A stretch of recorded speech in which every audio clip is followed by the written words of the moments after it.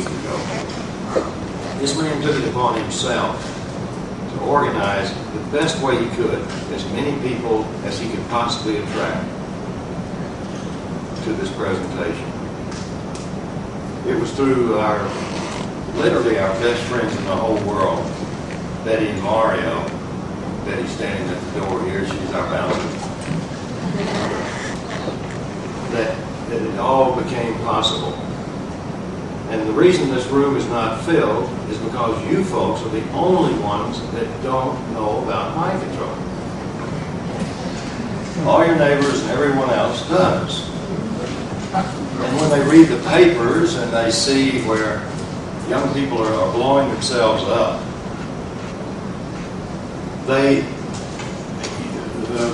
what you can imagine is what would possess someone to lose their ability for self-preservation. And I ask people all the time in airports, restaurants, whenever the opportunity prevails, wonder what it is that these people are thinking about when they blow themselves up. My goodness, I'm really surprised at the answers. Because in 1990, when I presented this information to members of Congress that I personally knew, and again in 1995, when we presented our case before Congress, after being stopped in the open court when the judge declared that our case could not be further adjudicated because he was invoking the 1947 U.S. National Security Act, in which, by the way, each and every one of you is subject to, because Canada has a peace treaty with the United States. In any country that has a peace treaty with the United States, there is in that peace treaty our 1947 National Security Act. So if the CIA decides to come in and abuse you and torture you out of your mind like they did at the Allen Memorial Institute by the founder of the American Psychiatric Association, Dr. Ewan Cameron, there's nothing you can do about it. Nothing. The cases were finally settled against the CIA a couple of years ago after practically every one of the litigants had died. The litigants received $50,000 for their minds and their lives, and that money wouldn't even begin to pay for the class action lawsuit. For those of you who wonder where mind control came from, it's an ancient form of mental manipulation. Traumatic mind control, or trauma-based mind control, is as old as mankind's existence. They have found drawings in caves that are thousands of years old that depict the exact formula for torturing someone out of their mind and taking complete control of them for the rest of their lives. In the Egyptian Book of the Dead, there's an accurate and 100% complete formula for the control of another person's mind. Of course, it's trauma-based. Heinrich Himmler was assigned by Adolf Hitler to research the families that were multi-generational, for all intents and purposes, Satanists, who had incestually abused their children, exposed those children to blood rituals, and those children had developed some extraordinary abilities. They had, well, we all have photographic memories. I don't have enough film, but had I been tortured, I would have. They had photographic memories. they had eye-hand coordination where they could point and shoot. So you can see how the implications for becoming a perfect soldier there. And of course, photographic memory would be an excellent spy. The surprising things that were happening that Heinrich Himmler had discovered, welcome folks, was that there seemed to be an opportunity to research mind control and dedicate the scientists that Hitler had at his disposal, the mind scientists. And he was not really concerned with producing an atom bomb, because Adolf Hitler believed, and rightly so, that if he could control the minds of his appointed politicians for his New World Order. And by the way, Caesar was the first one to use that term, New World Order. Then Adolf Hitler, then George Bush Sr., and every president that followed. So, those of you like Vern and myself, I'm sure many of you in the audience have used that term, New World Order. In the early 90s, people looked at you like you were some sort of conspirators. Then George Bush Sr. announces it on international television, and no longer were we considered conspirators. Or, I don't think I ever received an apology. I know Cathy didn't from anybody. And believe you me, we had many people tell us that's nonsense. But mind control was going to be the super weapon of the future in Hitler's belief. So after the war, Second World War, the United States in 1947 persuaded Harry Truman, which I still believe was one of the best presidents the United States ever had, persuaded Harry Truman that if we, meaning the U.S., didn't import these Nazi and fascist scientists who were supposedly rocket scientists to the U.S., then the Soviet Union would get them. So they got an act passed by Congress, and they promised Congress there would be no SS members, only Nazis. That was the first lie. Oh, and by the way, that same year, in 1947, the CIA was born. Ironically enough, the 1947 National Security Act. And every peace treaty with every country that the United States had was rewritten, so that every person in those countries would be subject to the U.S. National Security Act. So the U.S. could do anything they wanted to any member or any citizen of any country. And there was no way those people had any way to adjudicate it in a court of law. They had no way to protect themselves.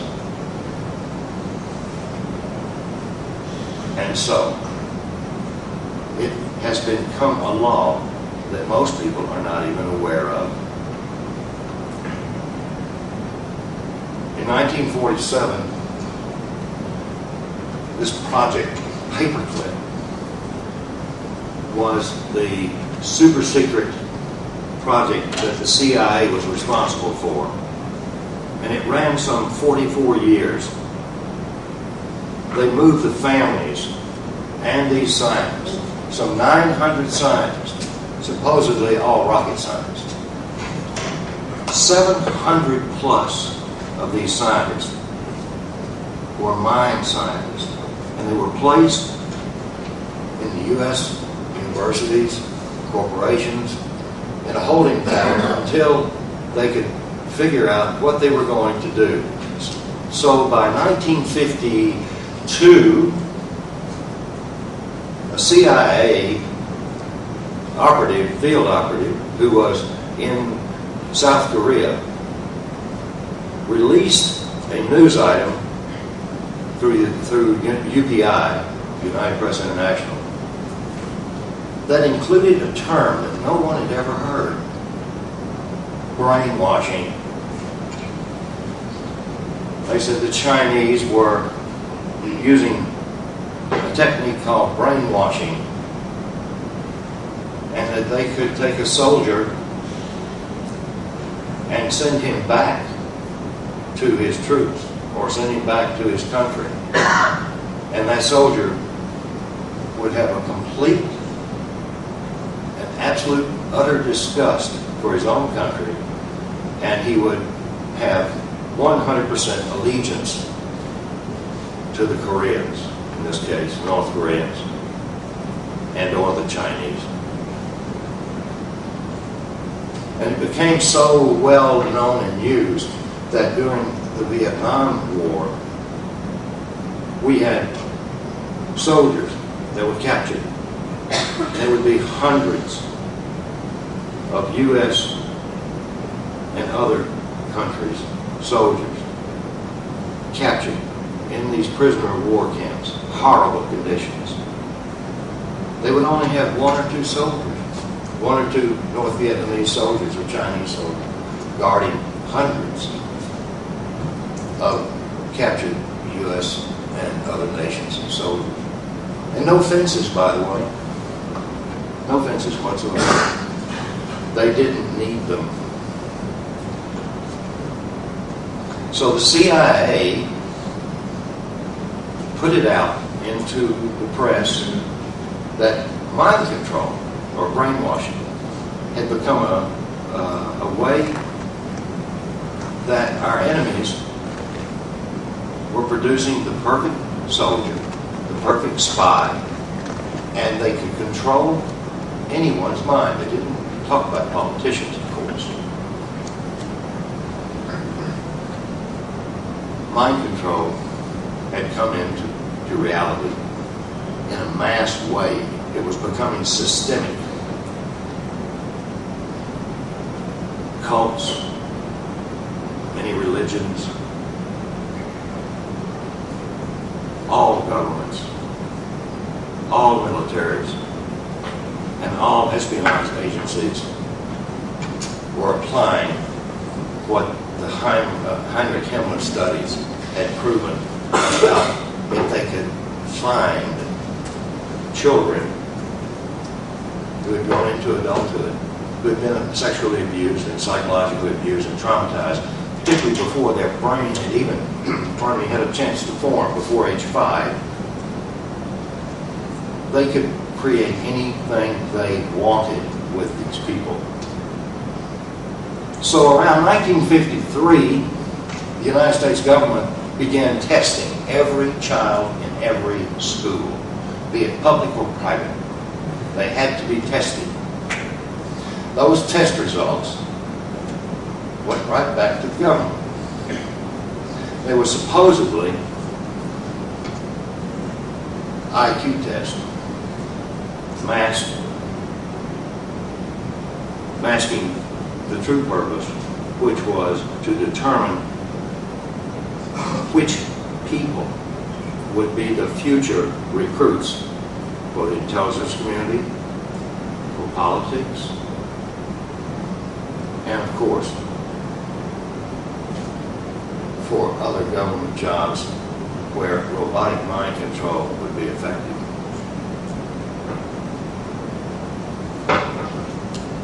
In 1968,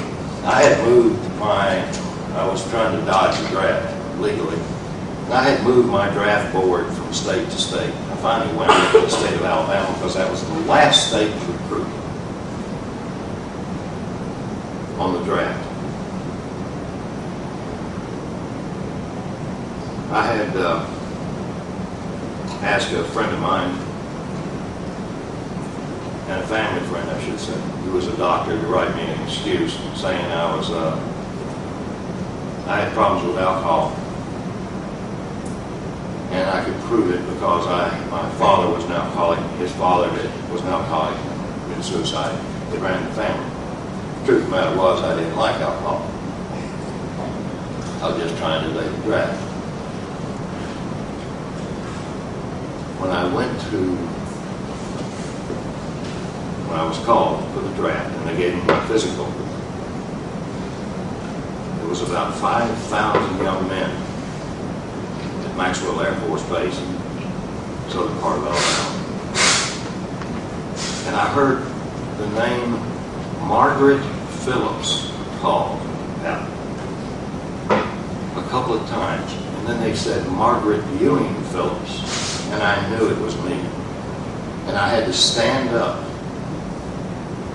in front of 5,000 or so young men. And they were just about on the floor laughing. They mispronounced my name.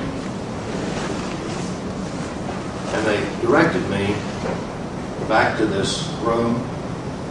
And I remember there was an Air Force colonel there.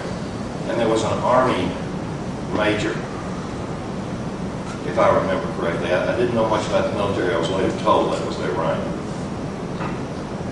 And there were some men in suits there. And when I walked in, they said, "We understand that you don't want to serve your country in Vietnam." I said, "I don't think I'm capable." They said, "Well, we have another job for you. We have a special place for cowards." And I'm thinking, wait a minute. I've talked to 200 people out there that don't want to get in. Why am I the only one that's getting this treatment? But I kept my mouth shut. And these two gentlemen pulled me off to the side after this colonel said some very rude things to me I won't even repeat. He pulled me off to the side and he said, "Mark, we're going to use you, and you're going to be used in a very different way. You're not going to Vietnam. You're going to work for the intelligence community. Now you pack up and get on the bus and go back home," because I was actually living in Atlanta at that time. So I went back home. I was living in this lady's basement and working 2 jobs and going to college at night. And I was applying for every job I could that would possibly want me. I was getting nowhere because I had no experience, nothing. So I was directed by 2 different people to the same employment agency. And I went to this employment agency, and this employment agency said, "We'd like for you to go out and take an interview with the Ampex Corporation. You'll be an engineer." Well, unlike Vern, I'm dyslexic. I can't even imagine being an engineer. And my math skills are deplorable. I can barely balance our check-in. I said, "Well, I'm not qualified." They said, "No, you'll qualify. Just go out." So I met with the divisional sales manager who ran the office for Ampex.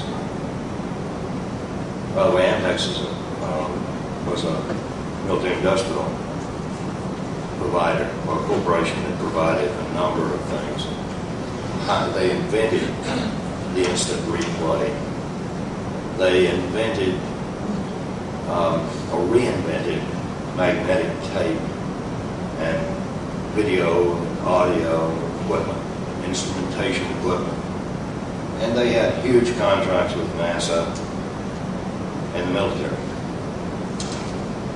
I sat down after filling out the application, leaving practically half of it blank. And this man was looking at me, and he was asking me questions that weren't really applicable to engineering.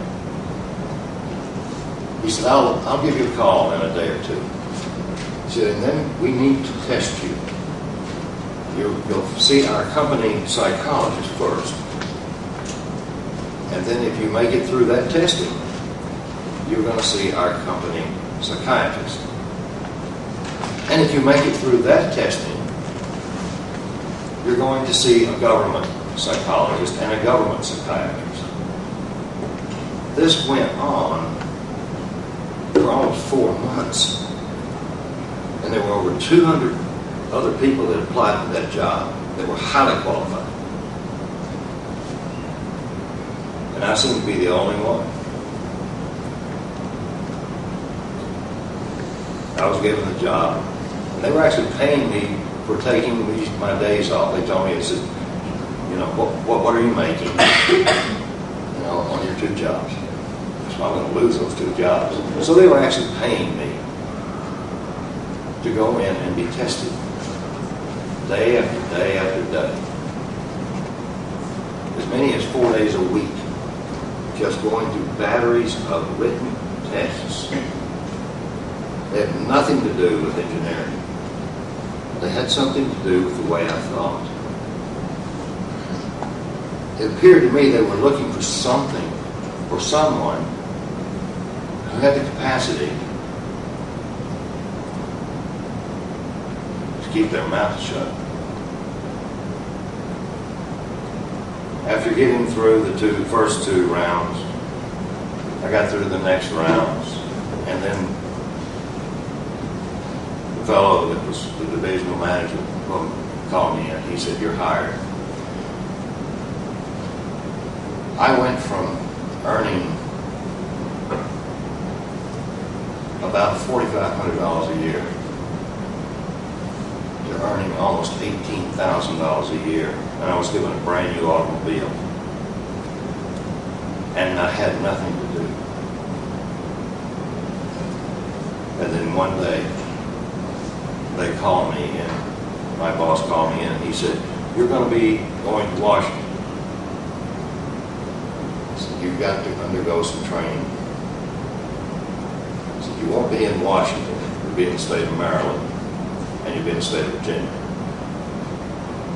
I went through exhaustive training. If any of you have seen the movie The Recruit, it'll give you some basic idea of what I went through.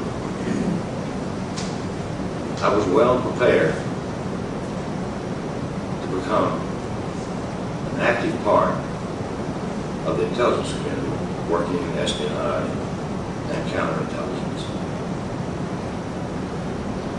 I was not glamorized my job. I was a bag man, literally, for taking file, films, and tapes from places like the Yerkes Primate Center in Atlanta. They have another one in Denver. From Sanford Research Institute, Berkeley campus. Mental institutions, both federal, state, and even county. And federal and state prisons. I worked only to ensure that the file, films, and tape, and the ones who were there, were not speaking of anything that they saw or anything that they did. What I saw was 100% benevolent. And one of the doctors that I later worked with at NASA, he pulled me off to the side. He said, "Isn't this the most exciting thing you've ever seen?" I said, "Yes, it is." He said, "We're taking people with brain damage. We're taking incorrigible killers, rapists. We're turning these people into citizens who can actually be a contributing member of society. People that haven't lost their ability for emotional normalcy. They can love, they can cry, they can feel, but they do not have the problems that they had before they went into these programs. I did not see any torture. None. I didn't see any food deprivation, water deprivation. I didn't see any electroshock except for very mild stuff that, you could probably get going across your rug. I didn't see anything at all. And a lot of my work was associated with training apes, push buttons, in case we had a problem like the Soviet Union had with the rocket blowing up and losing astronauts. They were going to use apes. That's like training a 5-year-old to fly an F-16. I couldn't imagine it working, and none of the scientists really did. I mean, we had apes that could speak. They had an enormous dialect as far as using sign language. But as far as functioning in an environment where they had to do certain things upon command remotely, I doubted very seriously that would work. So I was being exposed to a lot of mind control research in a super secret project that I had only heard the name rumored, and that was MK Ultra. The MK Ultra program began in earnest in 1952, and we offer a disc out there. This goes from 1952 to 1987. You can't get it anymore. It's been reclassified. That's the silliest thing. That's what like recovery gently. They released this thing for a short time. The CIA did. There's 17,000 files, 35,000 pages, and it goes into a great number of the CIA's projects working with mind control. Now, for something that Cathy and I were not even allowed to use the word mind control, we'd say behavioral modification, mind manipulation, or brainwashing. But to even say the word mind control in court, we were prohibited. Or even before some of the physicians, because the physicians in the law enforcement groups were the first ones that invited us in to speak. And they actually we were working and teaching them to identify people who had been programmed, drug runners primarily.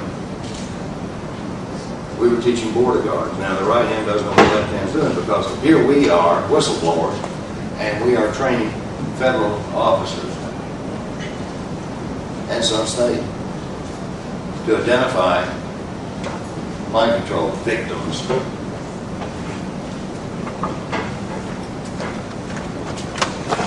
But the rest of this story, not to jump around, the rest of the story is that in the mid-80s, I decided I'd had enough.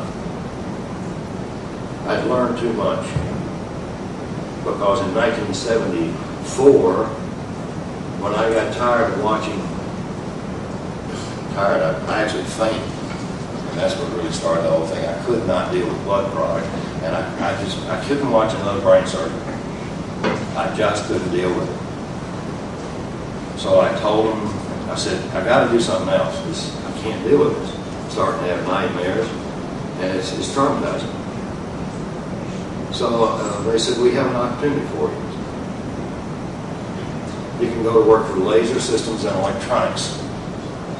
He said, this is a NASA spin-off company that's working with some highly classified behavioral modification research technologies. I was vice president in charge of sales. I worked with this company exactly 1 year for my contract, and then the company was solidly broken up. They were the first ones working with General Medical Corporation, and this is going to be classified, so I can tell you. They were the first ones to develop a behavioral implant. It was a small telemetric device that would not only send, but it would receive messages, and it would stimulate various regions of the brain, whatever needed to be stimulated. And it was put in through a procedure called the transphenoidal hyposectomy. It went into the nasal cavity, or went into the sinus cavity through the nasal passage. Relatively bloodless, and it was totally a disaster. Those things didn't work. The whole project folded up, and the government walked away from it. But the CIA, along about 1973, and again in 1977, and again in the mid-80s, they put out all this information. And they put it out in a way of conspiracy-type information about implants for controlling people's minds. And to this day, to this very day, I hear about these implants that people have in their brains that control them. There have been many movies that featured this. The fact is, they don't need implants to control someone's mind. They are far less intrusive, highly sophisticated means using microwave, directed lasers, and a whole host of other ways, including HARP. We'll get into all of this in our workshop to control the human mind. But you see, even as benevolent as I thought this research was, I wasn't seeing it coming to the private sector. One day a NASA scientist who I befriended told me, he said, you know, it takes 25 years for anything that we're doing to reach the private sector. I said, why? He said, well, because this has military application. I said, he said, listen, by the year 2000, our prisons and our mental institutions will be virtually emptied. I've been assured of that. So I'm not supposed to tell you that, but I've been assured of that. Oh, wow. Wow.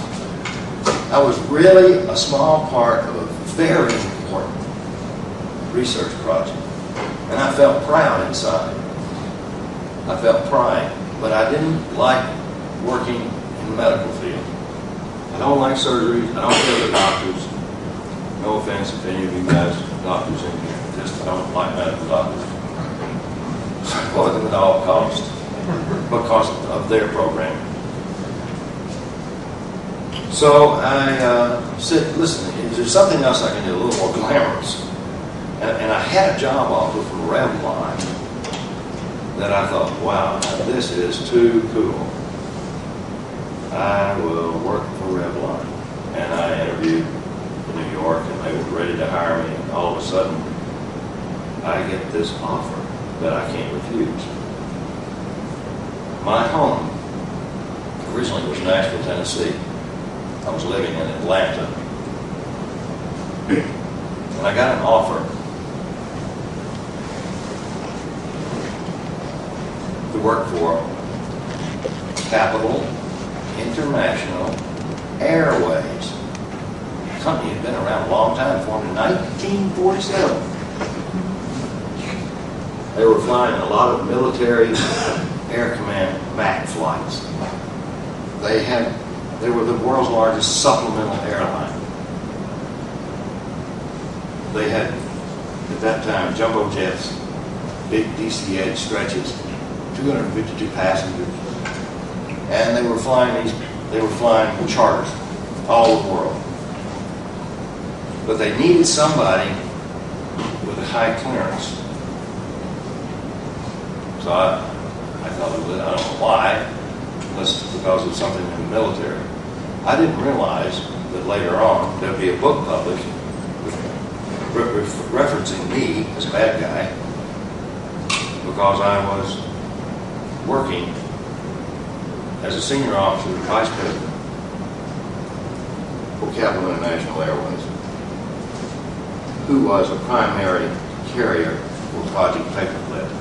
And it had been moving the families around of these Nazi and fascist scientists for 44 years. You see, I didn't know this. And what did I tell you? That I didn't know I had been working for the CIA. I thought I worked for the Defense Intelligence Agency, the DIA. That was who I was paid. That's who I worked for. I had no clue. And I was told many times on the side, you work for the CIA. I said, no, I was trained by it, but I don't work for them. I work for the DIA. So I said, yes, I do. And so when I worked for Capital, one of the guys that had been there forever came up to me and he said, how does it feel to work for a company you can actually have the initials on your shirt? Finally. I said, what are you talking about? He said, we're CIA. I said, no, we're Capital International Airways. He said, I was a slow learner, I suppose. But the president of the airlines, he sold airlines to some Iranians. How convenient. And the acting chief executive officer liked me, so he said, let's form an airline in Alaska. So we did. Great Northern Airlines. When I found out what Great Northern Airlines was doing, they put Wien Air Alaska out of business. And they were destroying, through a genocide program, the natives that were sitting on top of one of the largest oil reserves in the world. When I found this out, I decided I'd had enough. And I knew that I couldn't get away from them because it's kind of like a mafia. So I went into business for myself, had an antique business. I made it to the point where I actually had a seat at Christie's. I decided that it was easier for me to make money selling a whole lot of stuff than it was one item, just hoping I was going to make a lot of money off of it. For one item every 2 or 3 months. And my name was in the paper so much, though, when I was with Capital International Airways, that there was a fellow that contacted me who was a country music entertainer. He was an MC, ventriloquist. There's actually a man in here that actually filmed him and filmed Cathy and filmed her daughter here in Canada. Quite a validation.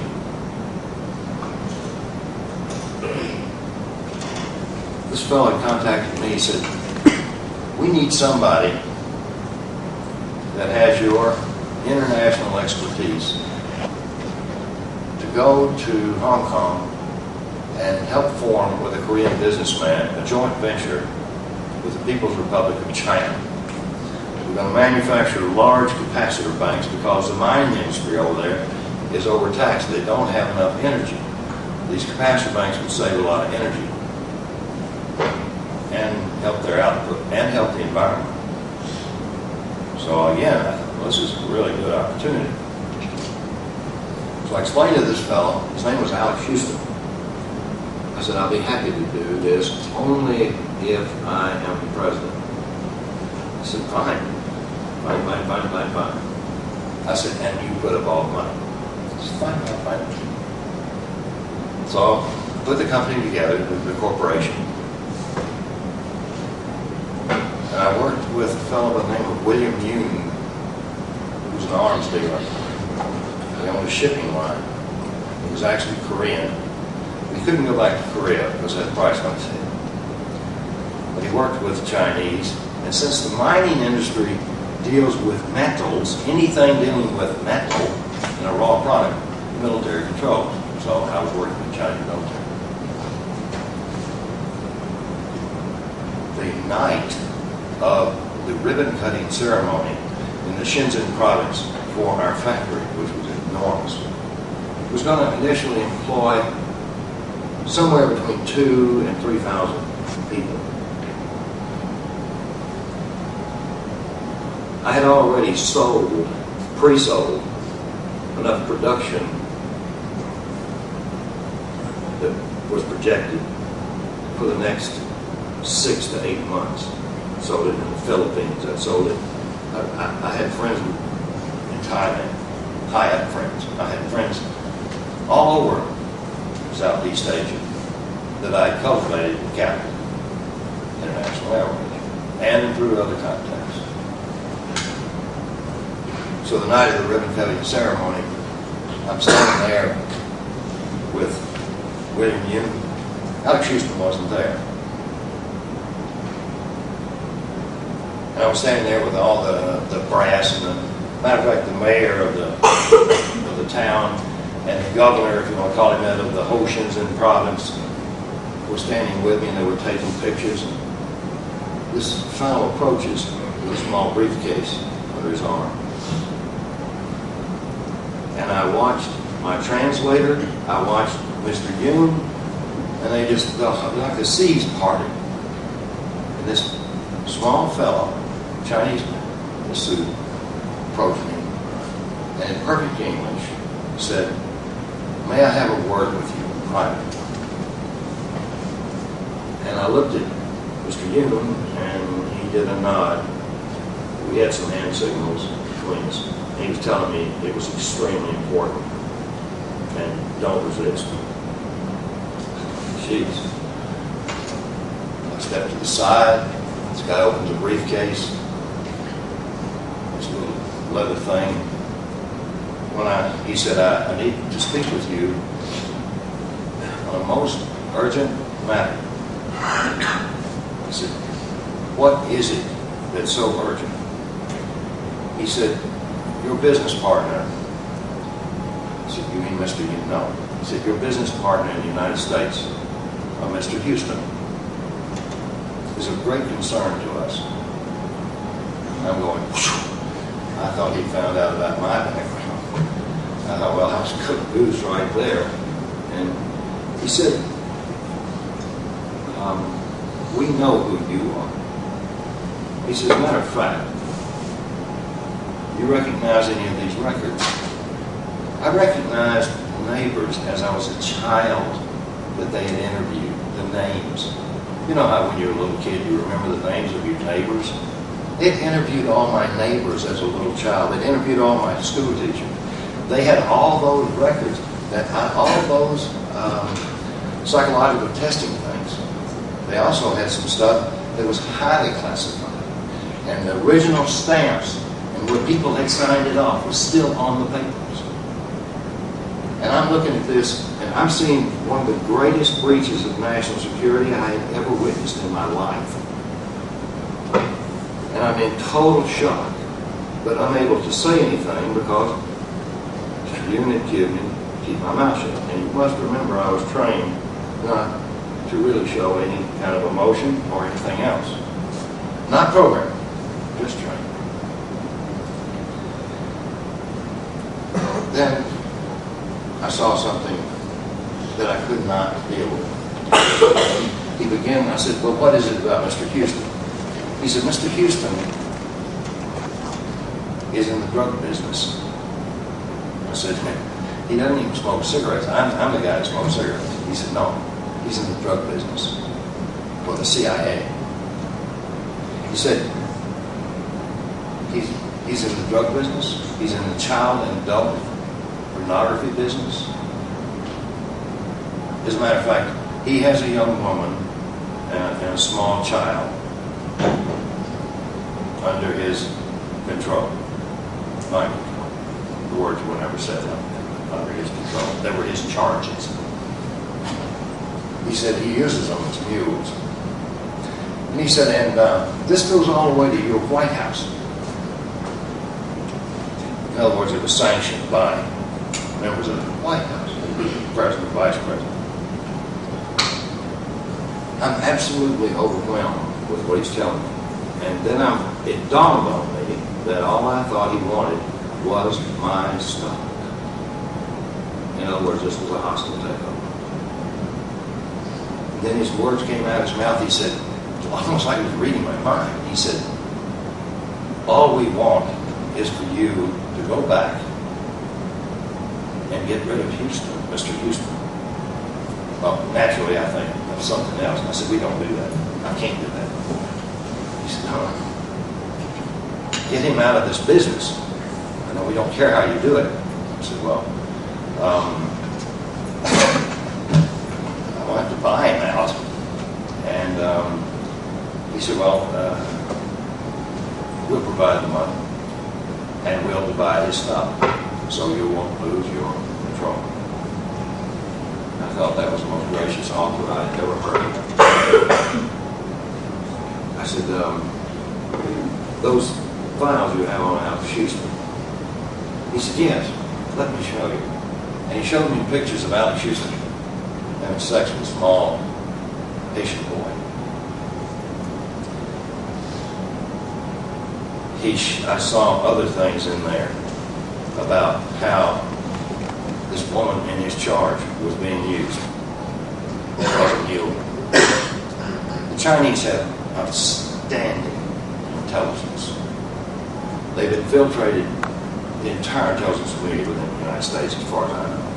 Because when I got back home, I picked up the phone and called someone I could contact within the U.S. Department of State. Not a friend, not anybody that I knew. It was the person in charge of reporting something of this nature, because this was a major national security issue. I explained what had happened. He asked me if I had spoken with anyone about this in the United States. I said no. He said, well, say nothing. Don't say anything. We'll get back with you in a couple of days. He did. And you know what his answer was? Mr. Phillips, this is a matter of national security. You'll never speak of it again. It didn't happen. I bought Alex Houston out. And before that buyout, I invited he and his wife, and she came to the house. And I saw her. She was an absolute robot. Everything that I thought I knew, I knew. Everything that I thought I knew about mind control was being used in a hideous sort of way. More hideous than I could imagine. So I decided I contacted Mr. Yoon, and I said, Mr. Yoon, I'm going to get this woman and that child in psychiatric care. And I think I'll just fold up my office here in the States and come to Hong Kong and live. He said, that's fine. He said, but I don't think. He said, you've got a delegation of Chinese coming over there right now. He said, you're going to have to entertain them. And we'll talk about it when I get over there. In the meantime, I contacted some people I knew that were not nice people within CIA. And I asked them if they could provide me any information on the codes, keys, and triggers of what this woman, this Cathy O'Brien, that might trigger her out of existence. Because you see, when someone's under mind control, they believe that they are in the best possible case scenario. She had no idea, no concept. So she didn't know her name. She had no clue how old she was. And she had no idea where she'd been. Well, I was given the trigger. Well, she was hyper-religious. You know, it was praise the Lord every other word. And, you know, and there was no communication. You couldn't talk to her. I mean, well, total airhead. She dressed like a prostitute and talked like a minister. And the contradiction alone was enough to gag me. Frankly, I didn't want to be seen with her. Or even near me, for that matter. All I wanted to do was get her into help. And then I saw something in her that looked like I had seen before. I saw something redeemable, in other words. That there was a real person in her somewhere.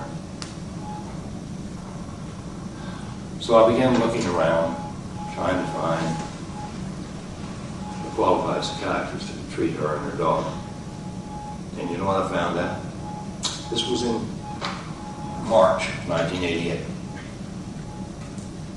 And how I got her out, by the way, was a telephone call. I called her and told her this was God. And to read Psalms 37:37. And to meet that man. Oh, by the way, Psalms 37:37, for those of you who are not familiar with it, starts out, Mark the perfect man. So she was to meet this man at a local Burger King, and she was to follow instructions because her life and her daughter's life depended on it. That was the code key and trigger. She was right there. And at that point in time, I had no earthly idea what I was going to do with him. So I took him to my home. And at that point in time, the sheriff contacted me and said, I understand from someone we know within the FBI, the CIA is going to kill you. And the sheriff was a friend of mine. I said, Sheriff, the CIA doesn't tell you that they're going to kill you. I said, I bet you an FBI agent told you that because they're just pawns. I said, no, I'm not worried about it. He said, I'm worried about it. He said, I'm telling you this was very, very severe. He said, you've got to leave. I want you out on counter. He said, this is going to be bad. He said, Mark, he said, whatever you've done, he said, it has something to do with that woman and that child. I said, Sheriff, if I told you about this woman and that child, and why, and he said, I don't want to know. He said, I'm going to tell you right now, I don't want it. I just want you to get out of this county. Well, I sold my home. And I found out there was no psychiatrist, no psychologist that knew anything about rehabilitation for someone that had been abused out of their minds. And I thought this was absolutely unbelievable because there wasn't. There was only studies being done in a few universities, one here in Canada, that studied what they call multiple personality disorder. There's no such thing as multiple personality. You only have one personality. That was the first chunk of nonsense that the psychiatric community had been fed. You have one core personality, and that personality can be fragmented. Matter of fact, it can be shattered. Cathy is known in the psychiatric center community as a polyfragmented MPD. Later, that was changed, and I think it was changed because of what we did. Because we were lecturing before mental health groups all over the United States and Canada. And they changed it to dissociative identity disorder, an applicable term. But the story of how we got where we were and how we went into the courts is all compiled in a book called Transformation of America, which is now, by the way, in 9 languages in over 50 countries. I've licensed foreign publishers, legitimate ones, virtually for free. They pay a one-time fee. And if it's a friendly country, when we license it in Arabic, I did not go to Lebanon. Just, it's the only country we didn't go to. The rest of them we've all gone and we've spoken. Now, the solution, oh, by the way, Transformation of America is a condensed version of our U.S. congressional testimony. It took 10 years and 5 years. How we managed to stay alive, how Cathy was recovered. And by the way, she is adjudged 100% recovered by the top psychiatrists all over the world. In other words, she did something that no one else has ever been able to do. Her recovery is due to two things. One of them was a lot of help that I got through the CIA. Just in phone calls, 2-3 minute phone calls, talking to people I didn't even know. I would ask them questions. If I didn't ask them the right questions, they would tell me the questions to ask, and then they'd give me the answers. I fell in love with her after she recovered, because that little spark that I saw early on, it was real. I found a person that was not only intelligent, loving, kind, but she's unequivocally the best friend I've ever had, and the only person on the planet up until that time who cared to really know who I was, because I had lived a double life. With these facts, mind control is an essential component of what's going on in our world today.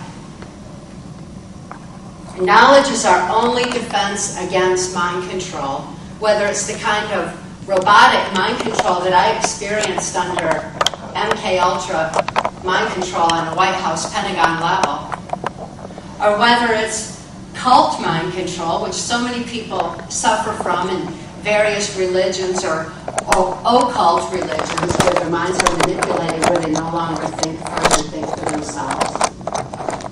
Or whether it's the kind of social engineering that is so predominant in our world today due to the high technology and propaganda and information suppression that's going on in our world. Since we all formulate our thoughts, opinions, and actions based on what we know, it's essential that you know that information is being manipulated against us all. Our knowledge base is being altered. And it's stopping people from taking the kind of action that's necessary for actually bringing about solutions to today's problems.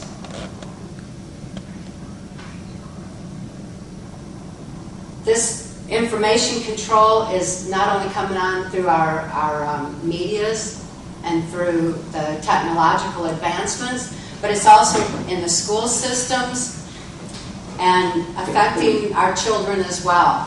So for our own sake and for the sake of our children, for the sake of the future, it's imperative that you understand exactly what mind control is. I'm not so much interested in talking about my past, or I don't live in the past, and I certainly don't have a victim kind of mentality where I want to whine and tell you all about what happened to me. But rather, it's my love for humanity and my concern for the future of our planet that compels me to speak out and tell you my experience and mind control so that it can give you a better understanding of exactly how it works, why it works, and how it's being used against us all to varying degrees. When I was just a young child growing up in Muskegon, Michigan, this was back in the late 50s, early 60s, mind control was already in full swing. Operation Paperclip had brought the Nazi and fascist scientists into the United States. Dr. Ewan Cameron was having his experiments at the Allen Memorial Institute. And the information on mind control was escalating beyond what had even happened in Nazi Germany at that time. when I was just growing up. I was born into a multi-generational incest-based family. My mother had been sexually abused, my father had been sexually abused, and therefore they were sexually abusing me. The Hitler-Himmler research had already determined that the multi-generational incest-based families, or any kind of abuse, physical abuse, mental abuse, emotional abuse, and sexual abuse, as was my case, would create an autogenic response after 3 generations of abuse. When a parent would abuse a child, who would abuse their child, who would abuse their child, pretty soon it became an autogenic action where it wasn't even perceived as anything other than normal. And abuse was creating this dissociative identity disorder. When a person suffers from dissociative identity disorder, they're easily led and manipulated. When they're easily led and manipulated, they can be mind-controlled more easily, as was what the Hitler-Himmler research had found out. The kind of mind control that went on in Nazi Germany was significant enough to manipulate the minds of the whole population, gain control of the children's mind, the Hitler's youth of that time, and also to create a kind of propaganda hold over the whole population. These studies had advanced tremendously by the time I was growing up. Even though the sexual abuse seemed so normal in my family because due to the multi-generational aspect that had been going on for so many generations, it still wasn't a natural thing. So I developed this dissociative identity disorder, which is defined professionally as the mind's sane defense to trauma too horrible to comprehend. There's no way a child can comprehend sexual abuse. They don't understand sex. They don't understand abuse. A child doesn't understand why a parent would be causing them physical harm. And even though that at that age, due to the multi-generational aspect, as far back as I can remember, there was a heightened sexuality, it didn't preclude the fact that I endured the pain and the suffocation of my father's sexual abuse, particularly while I was still an infant. This pain and trauma from my own family, who I should be able to turn to for help, was creating a compartmentalization of memory, where when my father would sexually abuse me, the part of my brain that had dealt with his abuse would actually open up to deal with it again. It was familiar with it. It knew how to deal with it. It knew how to handle it. When I would go to school and as a very young child, I didn't think of my father's sexual abuse because that had been compartmentalized into a small part of my brain so that the rest of my mind could function normally as though nothing had happened. Again, this is the mind's sane defense against the trauma that was too horrible to comprehend. I had no comprehension for it. So in school, I wouldn't think of that. I wouldn't think to bring that to mind. When abuse continued in other directions as well, such as the child pornography that my father was using me in, then I developed compartments in my brain to deal with the pornography that I was being subjected to. He was also sharing me sexually with relatives. I mean, after all, that was a, quote, normal thing among family members. And he was also prostituting me to certain friends of his. This was his way of supplementing the family income. My father had a 6th grade education and was earning his living as a worm digger. And so he was supplementing the family income with the proceeds from the child pornography and the prostitution. This created more compartments in my brain. There was a certain faction at that time of the U.S. government that was very much interested in targeting children like myself to raise in MK-Ultra mind control. Since it had been determined that the abuse would create this high suggestibility, which was primed for mind control, when Operation Paperclip had occurred in the United States, this information was taken from the Nazi and fascist scientists, combined with information that the CIA had gleaned, and also the information that had been learned by the Catholics regarding trauma, the effects of trauma on the human mind through such things as the Crusades and the Spanish Inquisition. They had already learned what would happen there. And all this information was being compiled and put together in a very strong form of mind control, the MK-Ultra mind control. So a local politician approached my father at that time and told him that he could receive immunity from prosecution for making and selling this child pornography of me if he would agree to sell me into MK-Ultra mind control. My father thought it was a wonderful idea. Not only did he feel like that was a nice way out of any legal ramifications for his actions, but he also felt like the government condoned child abuse. After all, they were sanctioning it. After all, they were giving him immunity from prosecution. So he eagerly sold me into the project. And as quickly as he did, he was given instructions to go to Boston, Massachusetts, where he was given more instruction on how to raise me in the project, how to manipulate a highly suggestible young mind. He was just conditioning me for the kind of robotic mind control that I would experience later. This place where he was taken in Boston, Massachusetts also is the very same one that we've heard about in recent times regarding the Catholic child abuse. And I believe in the United States anyway, it was termed homosexuality as an emotional diversion away from the reality that it was actually abuse of children for a very deliberate purpose of mind control.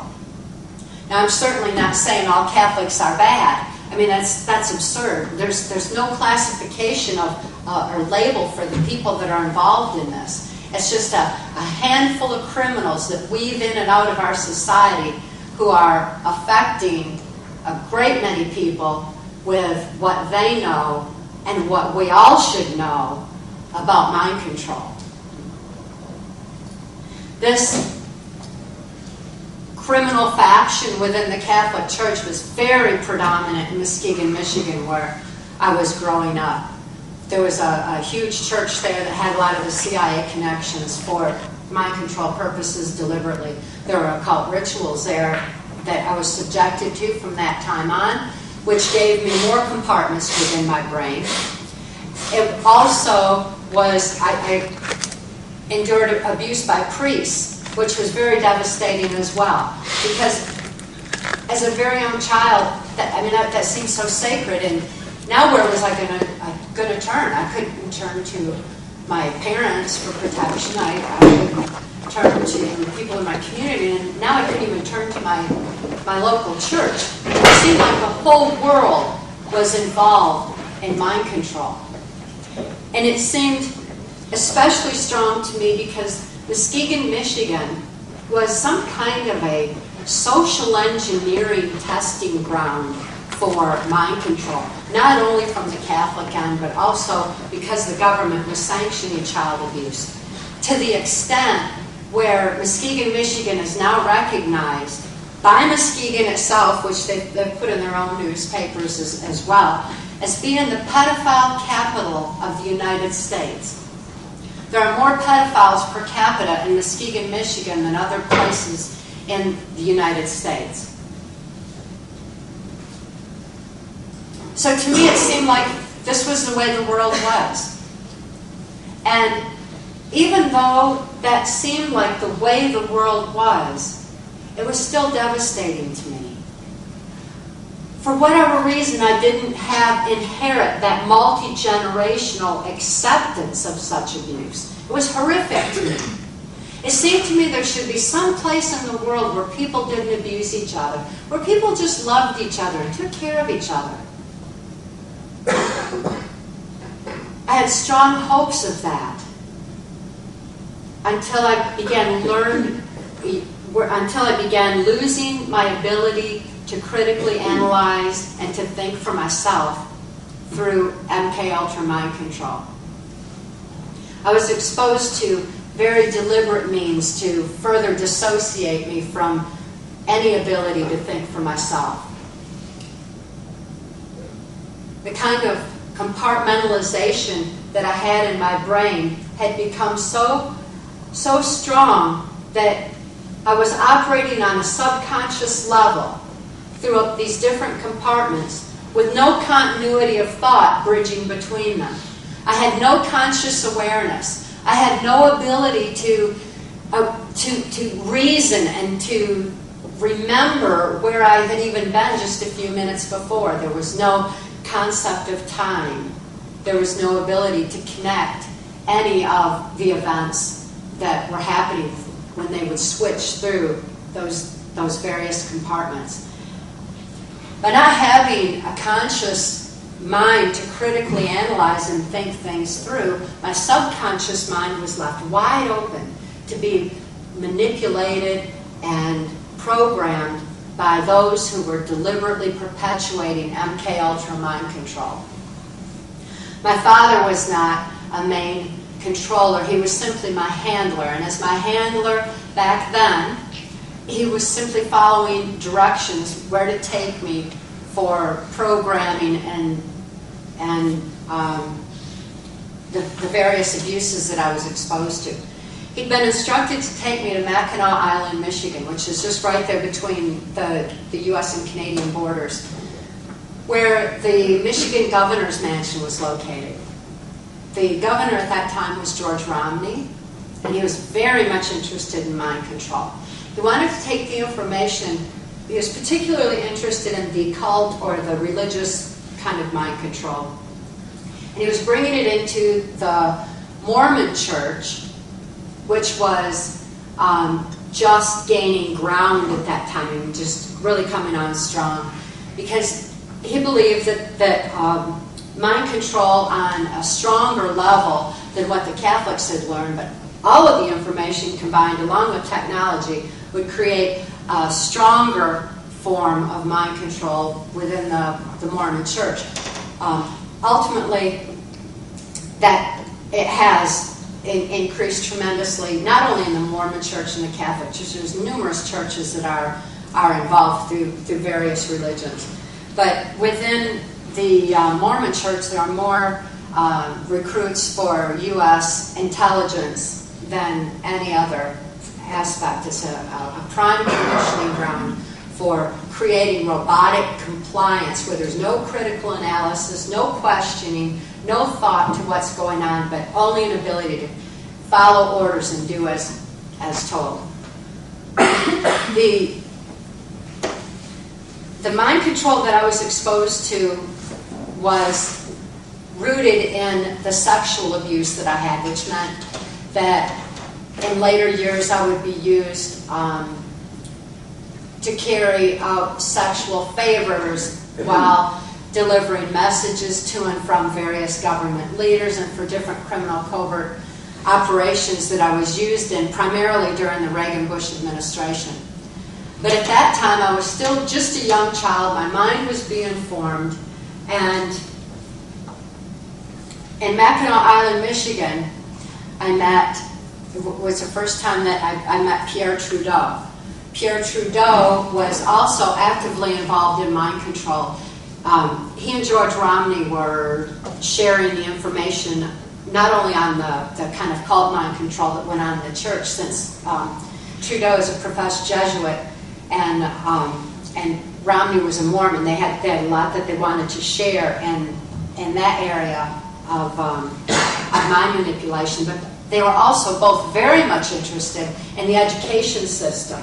And I know from experience throughout my mind control victimization that Canada has been subjected to much manipulation through the school systems, as well as it has been in the United States.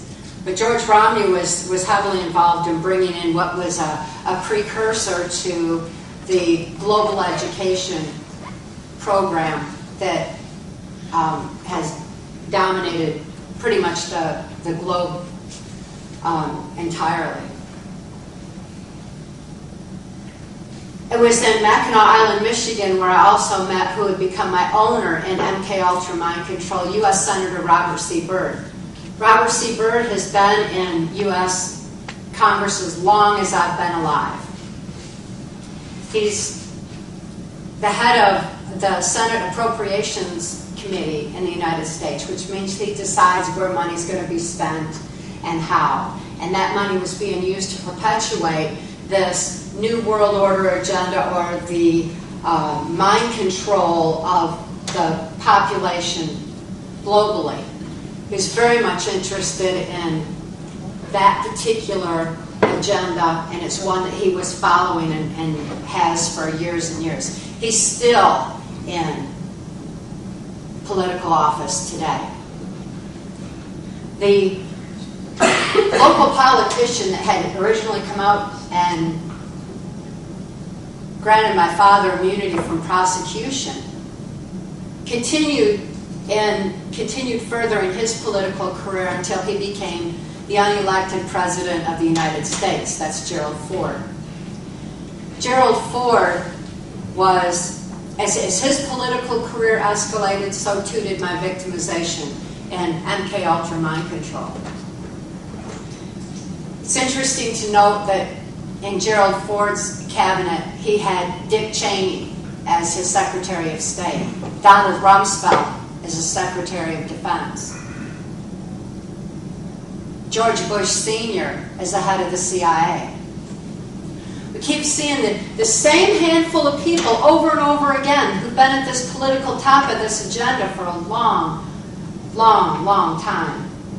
And it's time that people wake up and realize that they have no right to be manipulating us. They've only been manipulating us through the suppression of these pertinent facts on mind control that we all have a right to know. They've been manipulating us through the controlled medias that are corporately owned in order to perpetuate their oil interests, which ultimately is a significant destruction environmentally on our planet.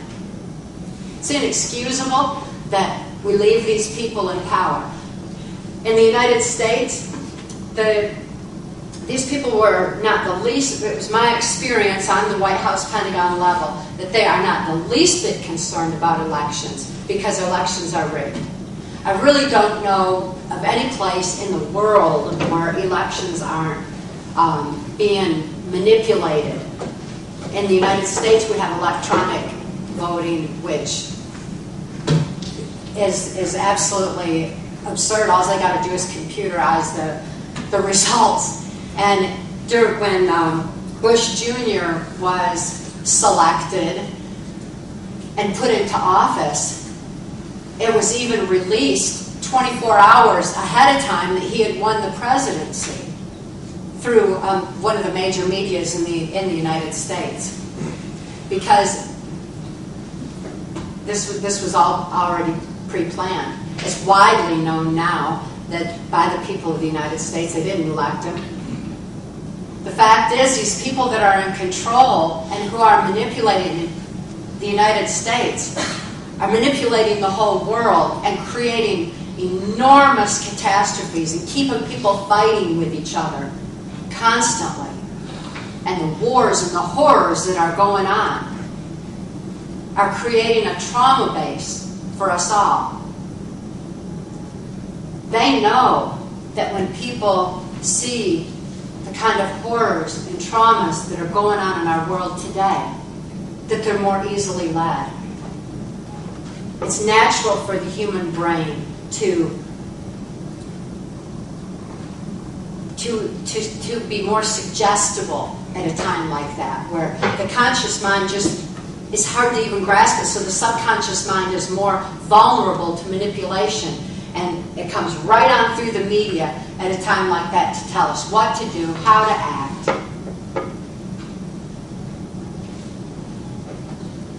And it's happening on a global scale at this time. The truth that set me free from mind control can set us all free. Truth has a way of freeing us from fear. And once we get past the fear and realize that we're being manipulated through the media, as we begin to think further and realize what's actually going on in our world today. Not only on a political, global scale, but environmentally. Within our own societies, our own communities. Maybe even in our own churches. My experience in MK Ultra mind control was extreme, and the details are of the various operations that I was used in, including numerous operations associated with Canada, are in Transformation of America, as well as Access Denied. Transformation of America was the deprogramming of my victimization that was actually testimony to the U.S. Permanent Select Committee on Intelligence Oversight. It's all the details and the facts, just the harsh facts. Whereas Access Denied provides solutions and offers much healing information on how I recovered my mind and my memory of what had happened all those years in MK Ultra mind control. Because without conscious thought, I had no conscious awareness. Without conscious awareness, I had no memory of what was going on. I was totally amnesic of years and years and years of my life.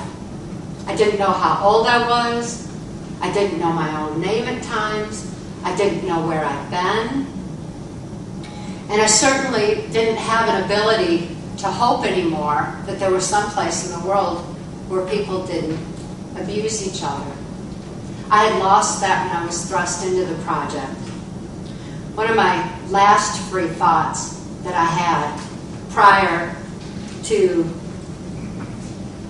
losing any ability to think for myself was that I would be a nun. And if I were a nun, then I wouldn't be abused. And I think that's very much how a lot of people end up going into that vocation, as hoping for an escape from abuse.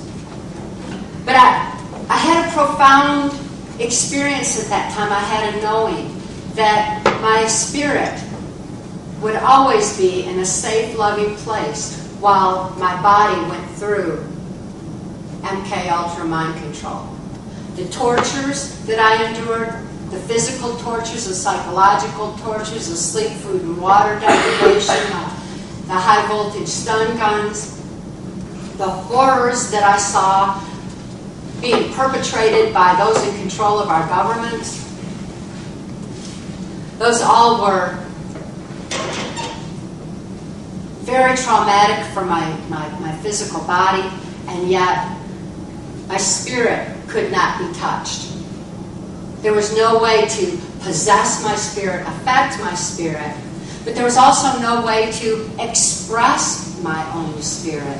I didn't have the capacity for that, because without free thought, there's no free will, and without free will, there's no soul expression. I had no ability to stand for anything that I believed in. I didn't have any ability to have compassion. I didn't have the ability to protect my own daughter, who was ultimately born directly into MK Ultra mind control. For all the hopes that I had that there was a place where children wouldn't be abused, I couldn't even protect my own daughter. I couldn't protect myself. I'd lost my ability to think of survival means, and I certainly lost my ability to protect my own daughter, which it shows how far they can go within the human brain into that instinctual, the maternal instinctual area to even control that, where I couldn't protect her from abuse. They can go so far into the human brain, into the subconscious, that they can manipulate the deepest levels of subconscious that affect our breathing and our heart rate.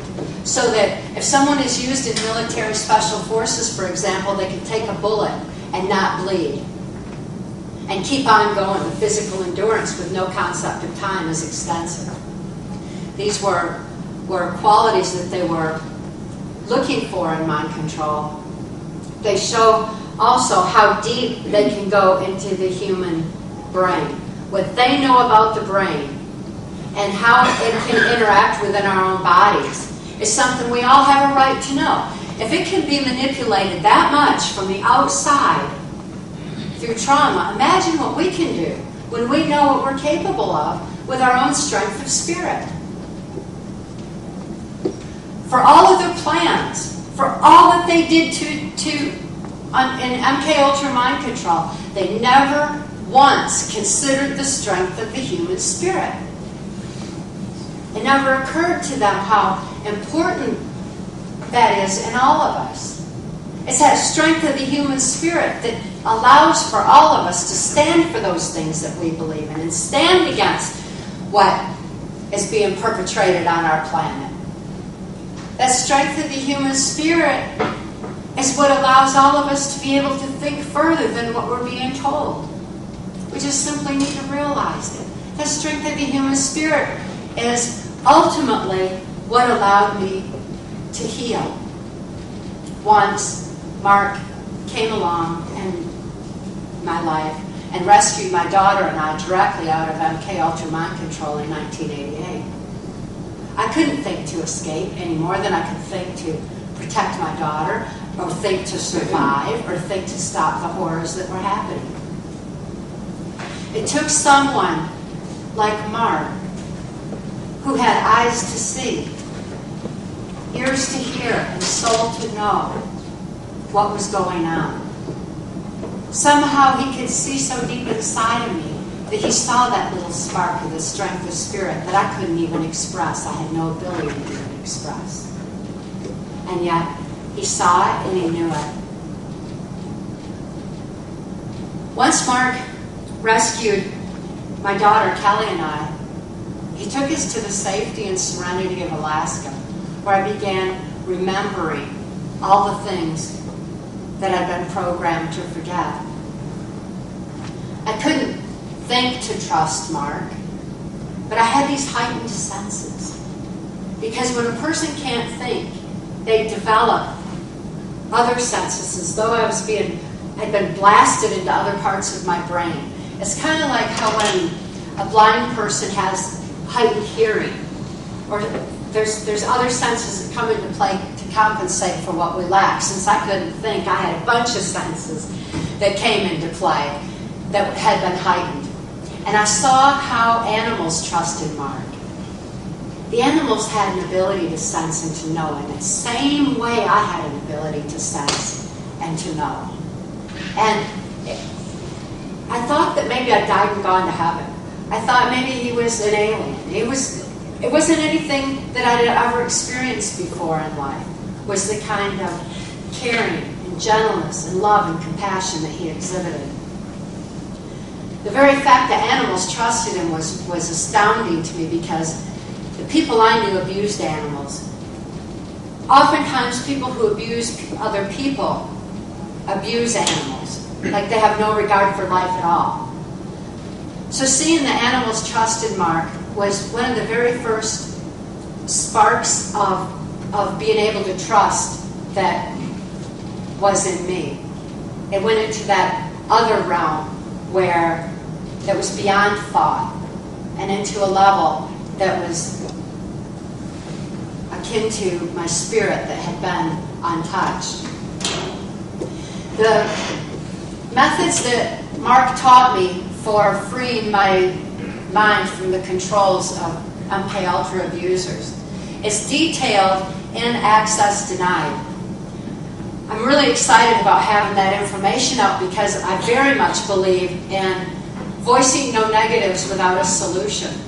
And Access Denied provides solutions as well as the pertinent facts on mind control that will ultimately give us all the ability to be able to think further and free ourselves from the kind of fear that's going on in society today through the medias. Access Denied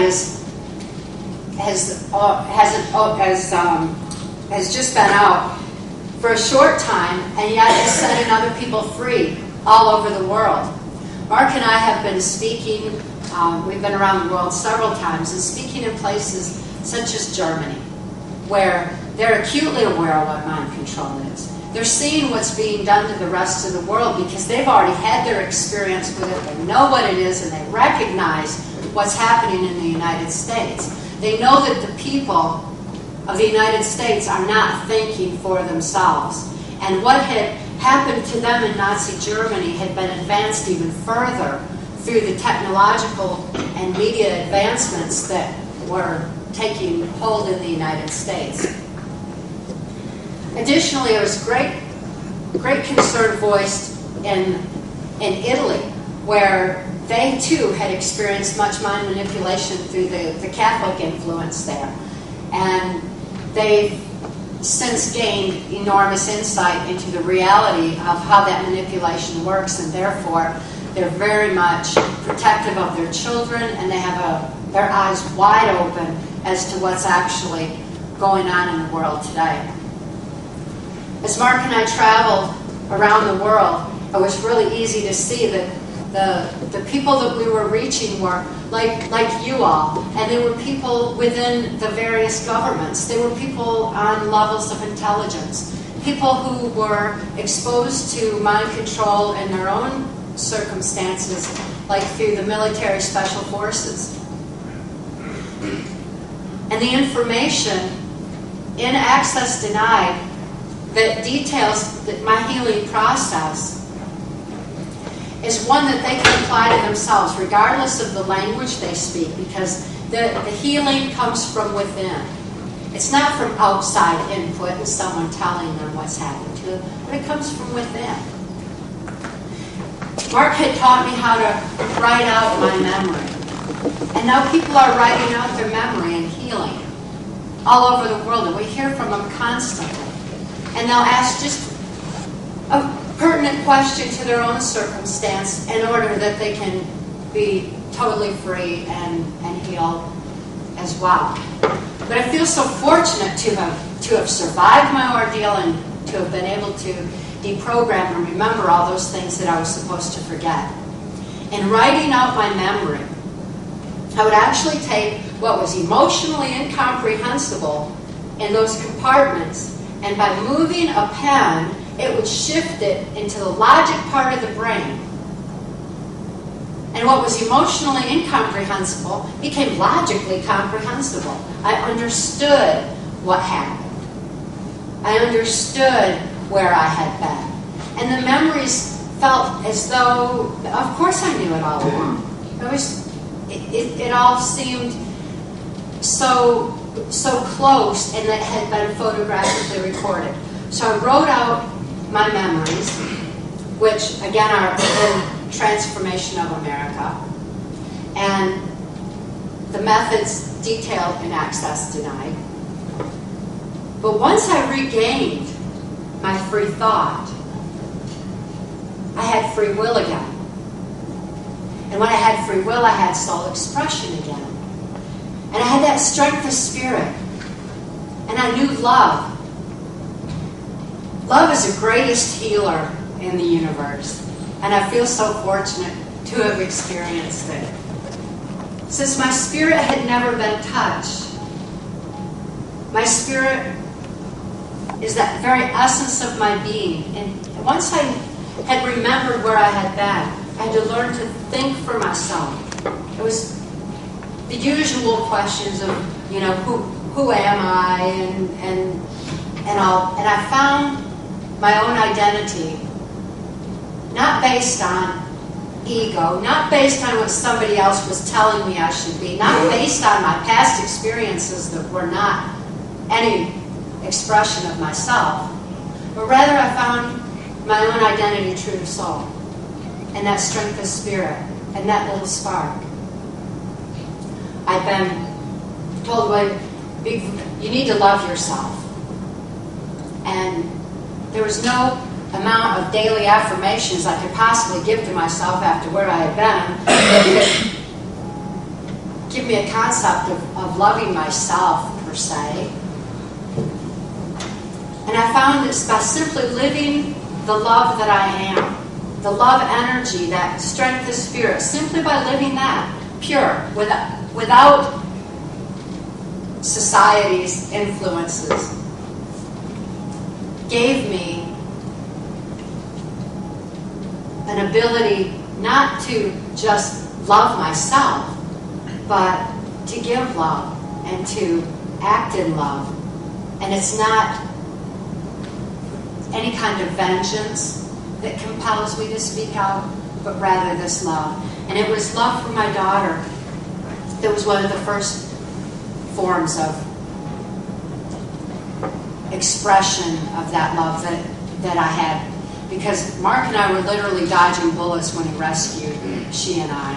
And the horrors that she went through in her own recovery process that's detailed in Access Denied had thrust me into a position of speaking out and seeing to her safety as best I could under the circumstances. And our court case that should have freed her was stopped under that 1947 National Security Act. The National Security Act prevented us from obtaining any kind of conventional justice at all. But Kelly believes, as I believe, that the ultimate justice is positive change through public awareness. And although she's not in a position to speak out herself, she knows that Mark and I are speaking out. And she finds great peace and satisfaction in knowing that people are waking up. And she's seeing it in all walks of her life, where the information is reaching people and people are becoming aware of the manipulation through fear in the medias, and how people are being manipulated through harmonics, in music or in harp, and in other ways.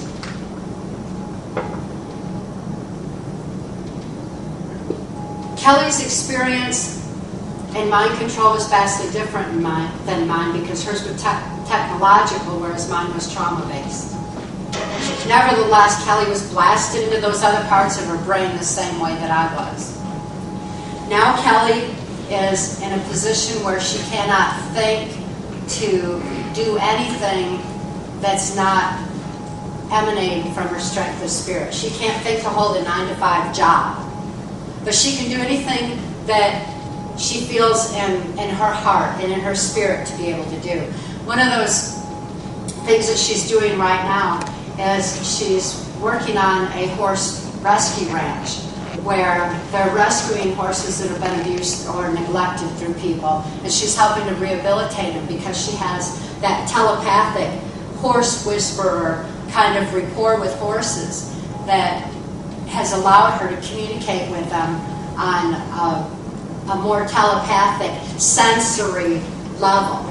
And she's having wonderful success in that way, and as these horses become healed from what they went through, that to her is very rewarding and healing too. Because ultimately out of what she and I experienced, healing for us all is an ultimate joy. The kind of thinking that I have now, the freedom of thought, is something that I cherish. And it's something that everyone should experience and enjoy to the fullest, rather than be following the media's that are telling them what to fear and what to do. It's also the kind of free thinking that allows folks like you to come to a place like this and learn more and expand your own knowledge base rather than caving into what so much of society has been told, that those of us who think free, who do want to learn more and aren't fitting into the mainstream social engineering aspect of society are conspiratists and, just all kinds of terms they like to put on us to make us feel like we're not normal. Of course we're not normal. We're way better than that. We have the ability to think free and to think for ourselves. Please spread it.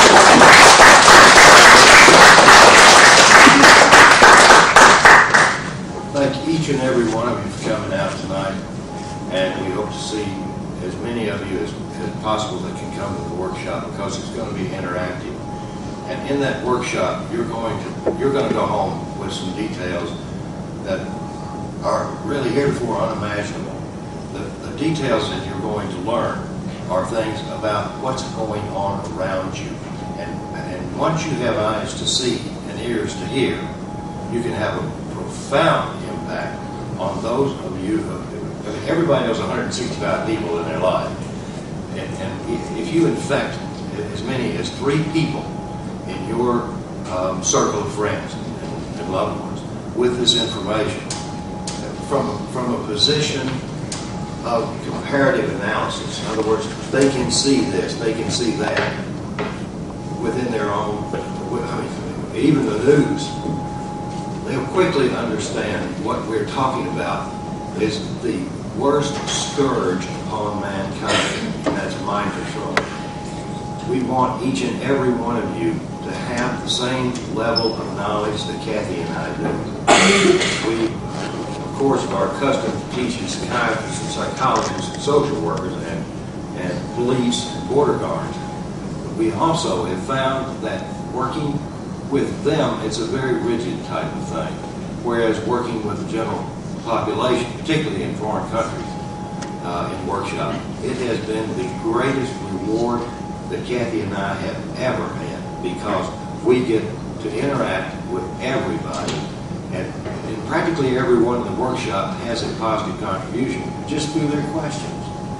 I had a young man ask me a question outside just a moment ago, which is extraordinarily important, that I hope somebody asked in this workshop. So the workshop is Sunday, and it's at 10 a.m., and we'll go to 3 or later, but we have to limit it to 50 people, and we are going to speak again tomorrow night. So those of you that can attend the workshop, we strongly urge you to do so. And again, we deeply appreciate each and every one of you coming out, and we appreciate those of you who did the best you could to encourage others to come out. We thank you from the bottoms of our heart. Good night.